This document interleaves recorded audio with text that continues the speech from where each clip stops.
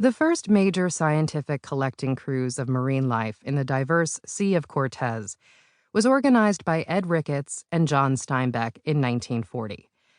Their explorations and scientific discoveries were published in the Log from the Sea of Cortez, which was written by both of them, but is generally ascribed solely to Steinbeck. Their vessel was a chartered purse seiner called the Western Flyer. During their expedition, Steinbeck and Ricketts and the rest of their crew made most of their collections at low tides. With their bent-over posture and slow head-scanning movements, they would inevitably draw questions from the locals. "What did you lose?" "Nothing." "Then what do you search for?" This line has always made me laugh, not least because I've been asked this question or something close to it many times in my 40-year career of exploring the ocean. And the truth is, I've asked it of myself more than a few times. Encounters with bioluminescence at scale can make that question seem quaint. The open ocean is a fantastically strange and wonderful place. In this world without apparent hiding places, the game of hide and seek is played out on a daily basis with life and death consequences. One successful survival strategy is to hide in the depths during the day below what we call the edge of darkness, and come up only to feed in food-rich waters at night, as the edge of darkness makes its way toward the surface. This is such a common solution to the problem of no hiding places that it is responsible for the most massive animal migration pattern on our planet. Vertical migration happens every day in every ocean, and the masses of ascending animals form a layer so dense that more than one ship's captain, scanning with sonar at sunset, has been fooled into believing they were about to run aground. Because so many of the ocean's inhabitants have adopted this survival strategy, these migrants spend most of their lives in near darkness. To compensate, almost all of them make their own light.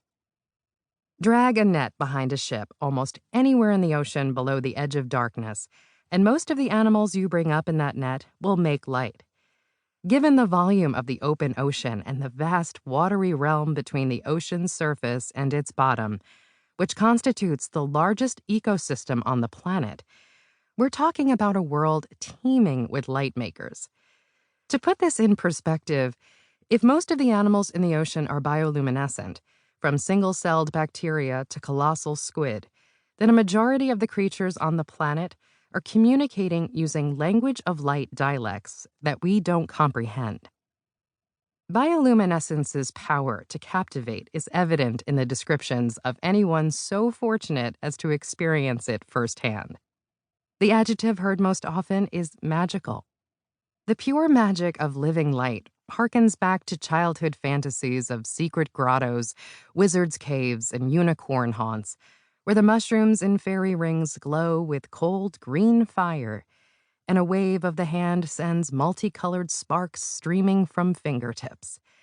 Real-world encounters with such enchantments manifest as children chasing fireflies on warm summer nights, lovers strolling a beach hand in hand with the Milky Way overhead, while sprinklings of sea sparkle gild their footprints in the sand, and kayakers on a moonless night, creating luminous blue explosions and sprays of liquid light with each dip and arc of their paddles. For these lucky few, bioluminescence is not one of nature's obscure and little-known oddities. It is one of their most precious and lasting memories. That there are even more spectacular light shows in the inky depths of the ocean was little known when I made that first deep dive. There was plenty of scientific evidence of bioluminescence's presence in the form of light meter measurements and net-captured creatures, mostly dead, studded with light organs. But there were very few direct observations, and none that captured anything like the spectacle I witnessed. This was a light extravaganza unlike anything I could have imagined.